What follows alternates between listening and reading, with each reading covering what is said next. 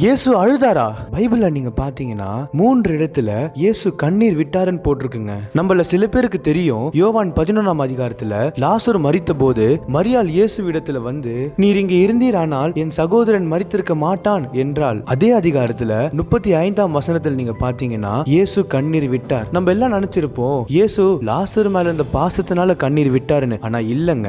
ஏன்னா லாசருடைய மரணத்தினால தேவனுடைய குமாரன் மகிமைப்படுவாருன்னு சொல்லி அதே அதிகாரத்துல 4ஆம் வசனத்துல போட்டிருக்கு. ஆனா இங்க கூடவே இருந்து வார்த்தையை கேட்ட விசுவாசமா இருந்ததால இயேசு கண்ணீர் விட்டார். அடுத்து லூக்கா 19ஆம் அதிகாரம் 41ஆம் வசனம் பாத்தீங்கன்னா இயேசு எருசலேம் நகரத்தை பார்த்து கண்ணீர் விட்டாருங்க.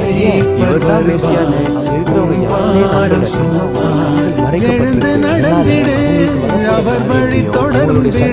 அவங்களை எப்படி துன்பப்படுத்த போறாங்க அறிந்ததால